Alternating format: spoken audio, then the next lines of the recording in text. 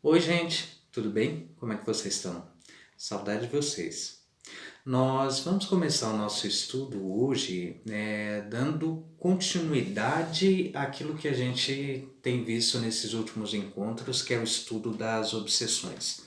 Hoje nós não vamos falar sobre obsessões propriamente dito, mas sobre o tratamento das obsessões, ou o processo de desobsessão através da ótica e da ação espírita. Nós temos visto que nós entendemos a obsessão como sendo um processo externo. Nós sempre entendemos isso dessa forma. E nos colocamos sempre como vítimas de um determinado processo. E a doutrina espírita, então, vem nos esclarecer e nos coloca que nos processos de obsessão não existem vítimas, nós não somos vítimas, mas sim nós somos causadores dos nossos próprios infortúnios. Lembramos que Jesus dizia que o plantio é livre, mas que a colheita é obrigatória. E nos nossos processos de relação se dá exatamente da mesma forma. E por que nós estamos falando sobre processo de relação? Porque obsessão, os processos obsessivos, são em si processos de relação. Nós vimos que as obsessões elas podem se dar entre espíritos das mais diversas formas, encarnados, desencarnados, e vimos também que as obsessões podem se dar de nós para conosco mesmo. Naquilo que a Dai falou para a gente sobre os processos de auto-obsessão. É também um processo de relação doentia.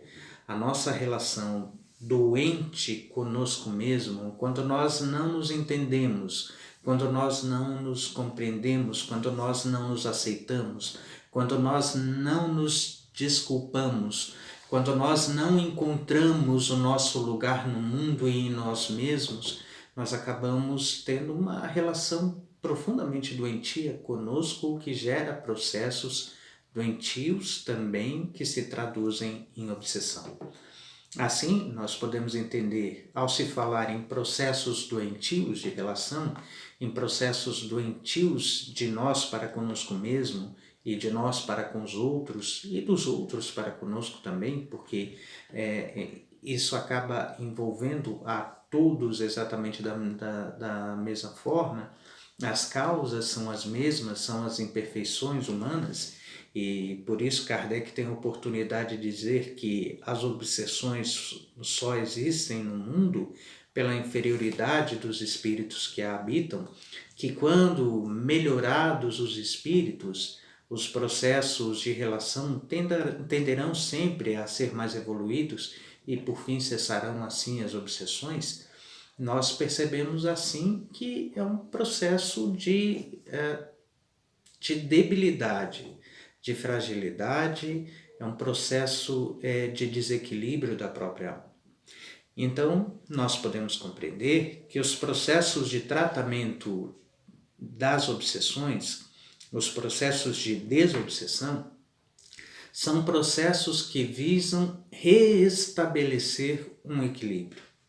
E como processos que visam reestabelecer um equilíbrio, nós devemos entender que haverão de buscar o restabelecimento do reequilíbrio em todas as partes envolvidas. E aqui nós falamos do obsidiado, nós falamos do obsessor, nós falamos daqueles que por vezes sofrem as injunções desses processos doentios, das obsessões, que são os familiares, as pessoas próximas. Porque o processo desobsessivo não é um processo que visa expulsar um determinado mal. Até o esclarecimento da doutrina espírita, nós acreditávamos que um processo de desobsessão se daria quando a espiritualidade de alguma forma amarrasse e expulsasse um determinado espírito que causa desequilíbrio, que causa dor, que causa dano. Um determinado espírito que nós entenderíamos como sendo um demônio, um espírito malfazejo, um espírito do mal. E a espiritualidade, então, nos traz a notícia de que em todo o processo de desobsessão, de tratamento das obsessões, impera também a lei de amor. Em que sentido impera a lei de amor? A lei de amor é a única forma de tratamento das desobsessões. Porque quando nós buscamos tratar os processos obsessivos sob a luz e a ética da espiritualidade, nós precisamos entender que aqueles que estão envolvidos nesse processo são espíritos que são necessitados de amparo, de esclarecimento e de auxílio. E a espiritualidade, então, empenha todos os seus esforços no resgate desses espíritos necessitados. Mas resgatar esses espíritos necessitados, que podem ser encarnados ou desencarnados, porque a bem da verdade somos todos espíritos, independente da situação que nós estejamos vivenciando em experiência, todos nós somos em essência espíritos.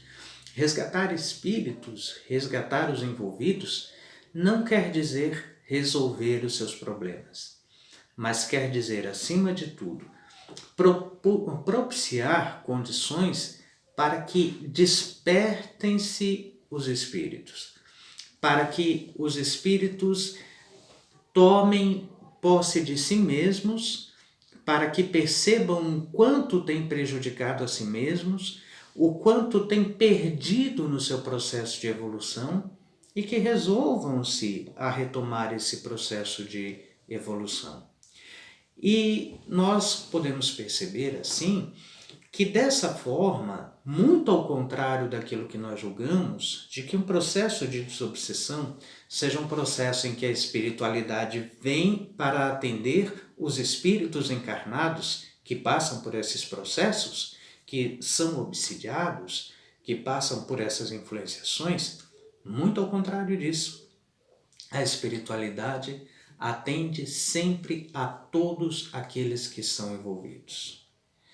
Portanto, não poderia a espiritualidade expulsar a alguém que esteja enganado, que não esteja de posse das suas faculdades morais, da sua consciência plena, porque nós recordamos o ensinamento de Jesus do alto da cruz, quando dizia na sua prece, pedindo a Deus que perdoasse aqueles que causavam o mal, porque eles não sabiam o que estavam fazendo.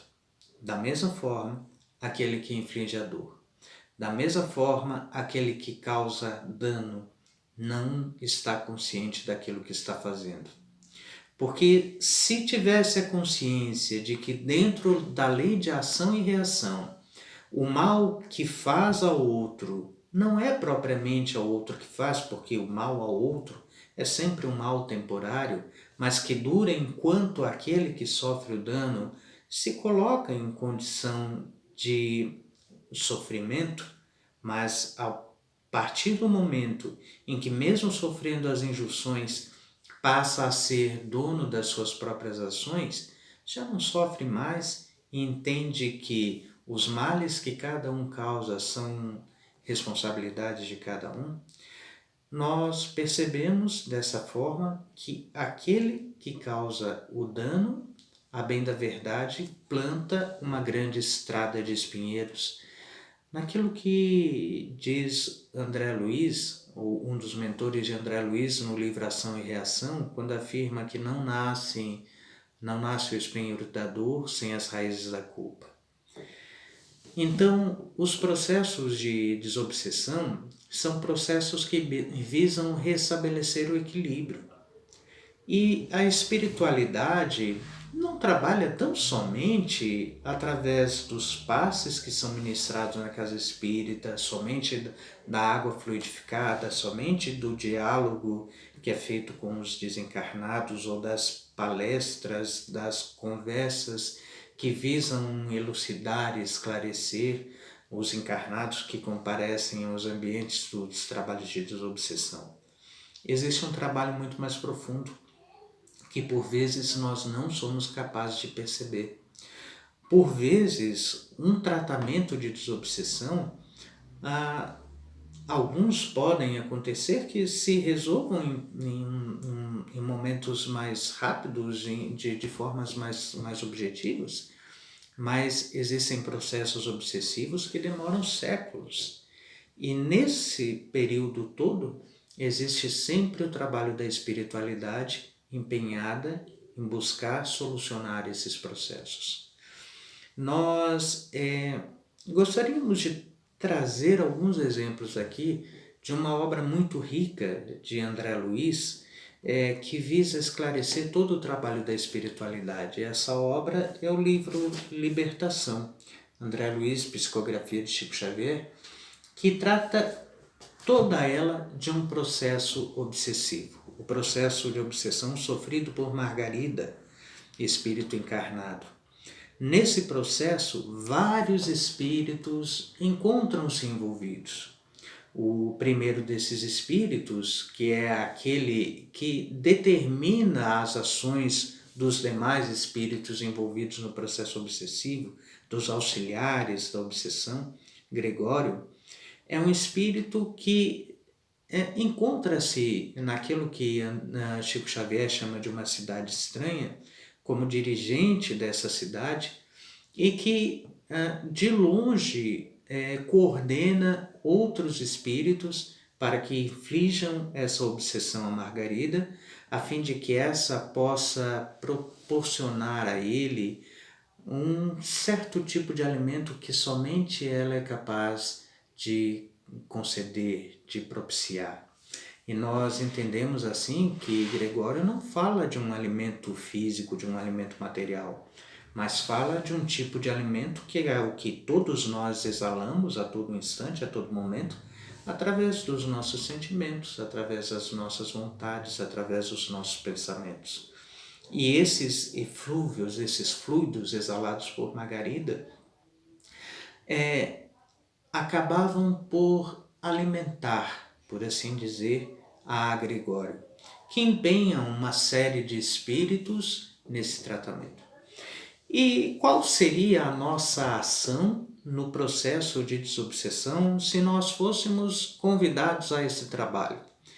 Eu imagino que nós nos apresentaríamos diante de Gregório e diríamos que ele deveria encerrar aquele processo de influenciação naquele instante, naquele momento, sob o risco de sofrer várias penas e vários castigos. E Gúbio, o espírito incumbido desse trabalho, apresenta-se a ele muito humildemente e pede para acompanhar o processo sem interferir diretamente. E recebe a autorização de Gregório e assim dirige-se, uma vez autorizado, ao lar de Margarida, onde encontra vários espíritos, dentre eles Saldanha, aquele que é mais diretamente encarregado do processo de obsessão.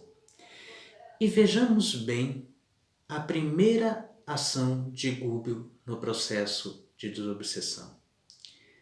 Ao invés de tentar convencer ao espírito obsessor ou aos espíritos obsessores, Gúbio aproxima-se de Saldanha e busca conhecer-lhe, busca entender quais as suas necessidades, busca entender quais são os seus objetivos, quais são as causas que o levam a estar ali daquela forma, agindo como um espírito obsessor. Não julga, não condena, coloca-se ao seu lado e vai assim observando, ouvindo, e sempre que tem uma oportunidade, coloca uma ação que vai aos poucos chamando a atenção de Saldanha para uma nova percepção dos fatos e das coisas. Até o momento em que Gúbio descobre que Saldanha tem um filho que está preso em um sanatório, vítima também de 2 espíritos obsessores, sua esposa e sua mãe já desencarnadas. O que faz Gúbio, ao descobrir isso, pede para acompanhar Saldanha até o sanatório e, chegando lá, vendo o desespero de Saldanha diante do filho que muito ama, pede a autorização para agir e pergunta se poderia lhe fazer uma prece. E ao deparar-se com essa ação, Saldanha, que encontra-se muito necessitado, assustado, precisando muito de auxílio, concede que seja feita a prece. E nesse instante, Gúbio faz uma prece não solicitando, não pedindo que as forças do mais alto possam expulsar os espíritos ou os obsessores. Ao contrário, ele faz uma prece pedindo por aqueles que causam o dano. Não pede por aqueles que sofrem, mas por aqueles que causam o sofrimento. E é uma prece belíssima que nós sugerimos que todos possam acompanhar na obra Libertação. A obra é riquíssima, é belíssima. E ao agir dessa forma, o ambiente todo se ilumina e ele consegue desvencilhar aquelas duas almas sofredoras que influenciam, que prejudicam o filho encarnado ainda de Saldanha, ao mesmo tempo em que estas são socorridas, e o filho rapidamente retorna à consciência, volta para a cama, ele que estava dormindo ao chão, atirado ao chão, e Saldanha torna-se mais que imediatamente, às suas palavras, um devedor de Gúbio pelo bem que recebera de Gúbio. Então Gúbio coloca as suas ações, os seus objetivos, e coloca que tem o objetivo de socorrer Margarida, mas que também buscava socorrer todos aqueles envolvidos e começa a falar sobre conceitos de bem, de justiça, de elevação. E assim, aos poucos, ganha Saldanha, que resolve não mais trabalhar como um obsessor, mas que resolve auxiliá-lo no processo de desobsessão. E descobre também que outros obsessores que ali estavam junto, naquele processo, também têm casos de relação que aos poucos vão sendo esclarecidos e Gúbio vai auxiliando um a um, até que faz assim companheiros e amigos para o processo de libertação de Margarida. Até o momento em que consegue dessa forma fazer com que os espíritos que ali estão vão aos poucos despertando em si mesmos e possibilitando que Margarida vá aos poucos recobrando as suas forças para que possa se libertar. Na ação dos espíritos, no auxílio dos espíritos, mas acima de tudo, na ação da própria Margarida em buscar a libertação. E chega um momento, nós estamos falando muito rapidamente, mas vale a pena entender os processos, ainda que resumidamente, dessas ações da espiritualidade, porque estas revelam toda a forma de ação da espiritualidade nos processos de obsessão que nós, por vezes, não conseguimos compreender.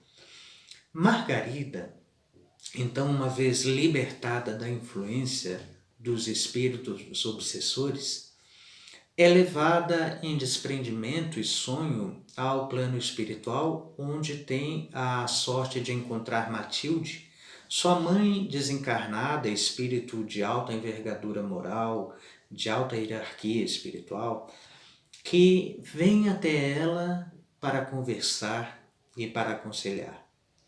E Margarida, então, pede conselhos à sua mãe. Como ela poderia fazer para conseguir caminhar firmemente, sem cair novamente nas tendências autodestrutivas que trazia em si mesmo, que levavam a esses processos de obsessão e que a colocavam à mercê dos espíritos obsessores. E Matilde, nós vamos ler apenas alguns dos conselhos de Matilde a Margarida, coloca alguns pontos que são muito interessantes.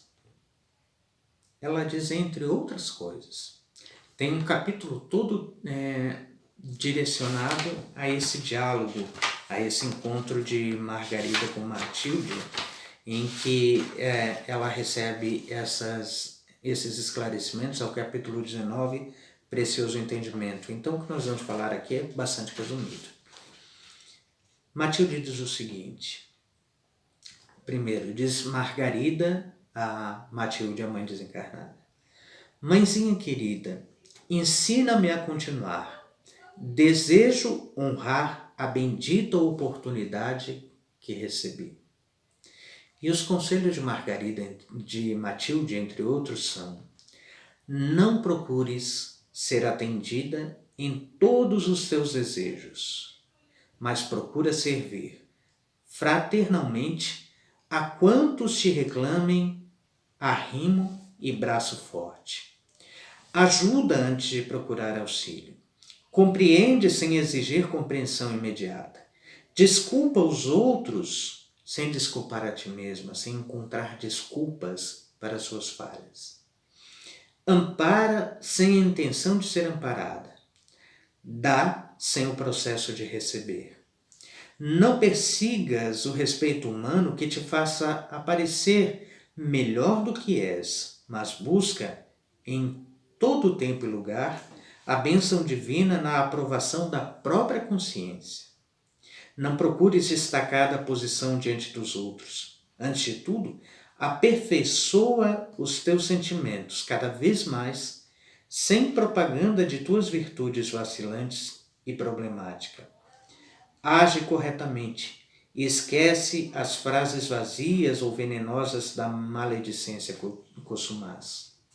Lembra-te de que a experiência na carne é demasiadamente breve e que tua cabeça deve permanecer tão cheia de ideias santificantes quanto as mãos repletas de trabalho salutar. E depois, mais à frente, continuando, diz ela o seguinte: foge resoluta dos perigosos fantasmas do ciúme e da discórdia. Aprende a renunciar nas questões pequeninas, para recolheres com facilidade a luz que emana do sacrifício. Não comprometas por bagatelas o êxito espiritual que a experiência te pode oferecer. Estás livre dos males exteriores, mas ainda não te libertaste dos próprios males. Confia no divino poder e não desfaleças, ainda mesmo quando a tempestade te açoite as fibras mais íntimas do coração. E aqui, quando nós falávamos sobre obsessão, de conceitos de obsessão, sobre tipos de obsessão, nós dizíamos que a obsessão tem sempre a causa nas questões íntimas do próprio obsidiado. É das imperfeições morais que surgem os processos obsessivos. E Matilde aqui mostra que o caminho para os processos de dissolução das obsessões, para a cura das obsessões, se dá justamente no vencer essas mazelas íntimas, no vencer essas falhas morais, essas fragilidades morais. E quando nós falamos em fragilidades morais, nós não estamos falando em grandes crimes, nós estamos falando daquilo que nós trazemos como as fragilidades de cada um de nós mesmos. Aqui, Matilde coloca as questões do ciúme, as questões da vontade de ter os desejos todos atendidos a todo momento, a todo instante, e vai colocando assim que o objetivo da existência deve ser entendido como a vivência, como oportunidade de trabalho, de elevação e de sublimação, coisa que por vezes nós esquecemos. E quantas vezes nós não nos percebemos que grande parte das causas das obsessões, naquele que é o motivo de nós não estamos falando dos motivos do obsessor, que por vezes são as incompreensões vivenciadas no passado, as traições que ele sofreu no passado, os amores não correspondidos ou traídos no passado, e que por vezes, por esses motivos, o obsessor coloca-se como um vingador, como alguém que tem o direito de cobrar e se sente vítima e vai atrás do seu devedor, julgando ter o direito de cobrar-lhe uma dívida. Nós estamos falando das nossas causas, dos nossos processos. Quantas vezes nós não percebemos que a causa principal das obsessões, das nossas falhas morais, encontra-se nas nossas insatisfações. Encontra-se nas nossas inadequações, nas nossas inadaptações.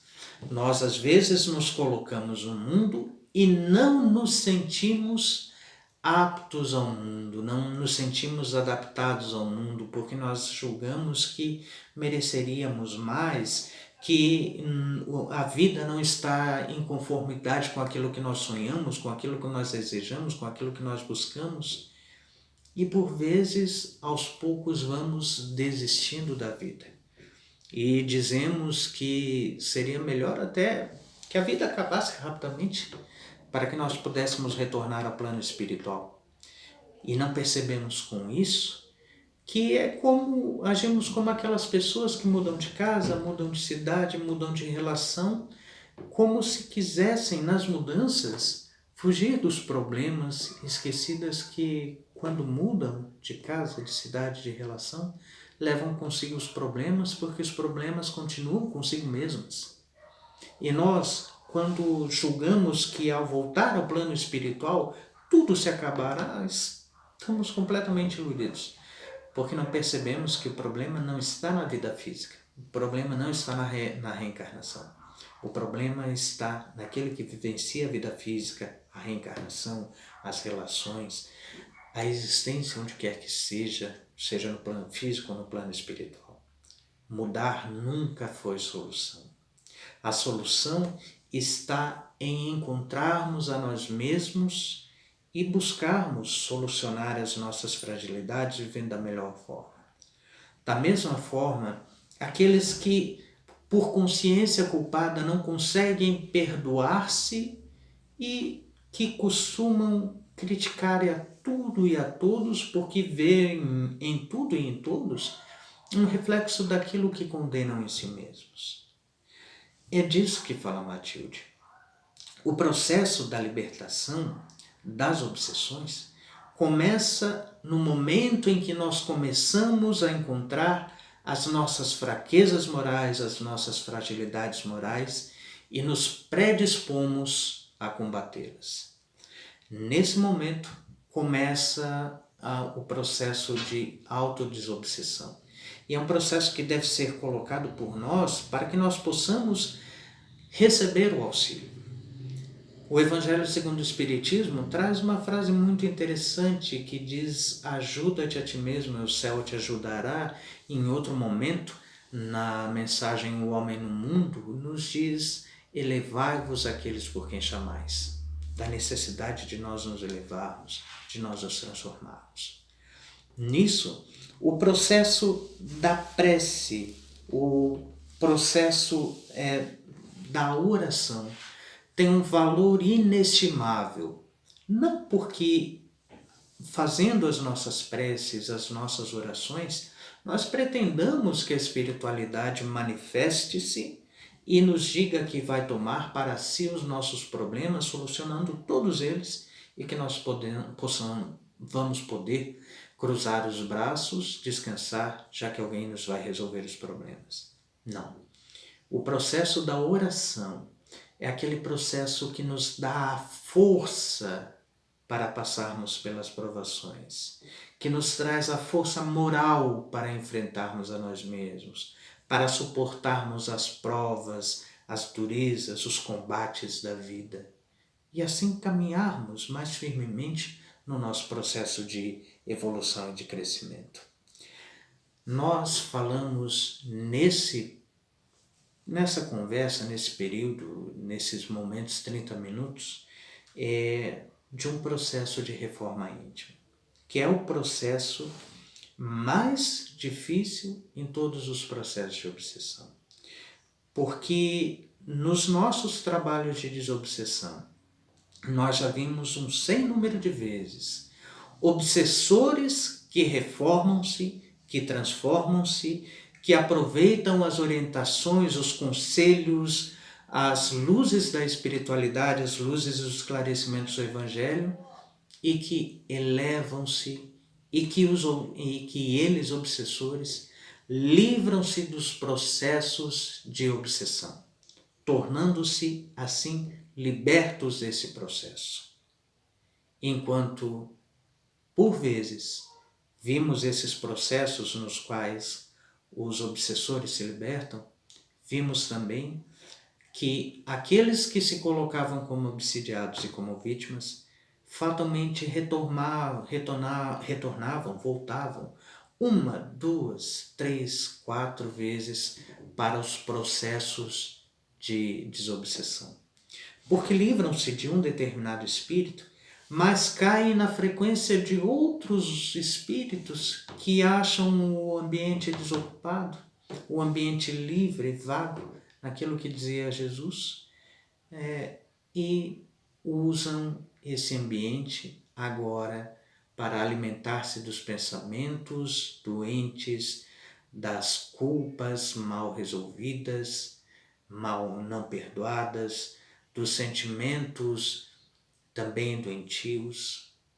E assim nós vemos a verdade daquilo que dizia Jesus, de que muitas vezes aquele que é visto como criminoso acaba entrando mais rapidamente no reino dos céus, no reino da própria consciência. Nos próximos encontros, gente, nós vamos falar ainda sobre o trabalho de desobsessão, a mente, a ação do pensamento, poder de vontade, os recursos espíritas, a desobsessão natural, a profilaxia e a caridade. E quem vai falar sobre isso? Dai e Jamile. Nosso objetivo hoje foi uma conversa inicial para que nós pudéssemos estruturar o conceito daquilo que vem a ser desobsessão. Não um trabalho milagroso, mas acima de tudo, como diz o livro de André Luiz, um trabalho de libertação das consciências. Que Jesus, no seu imenso amor, na sua imensa paz, nos ampare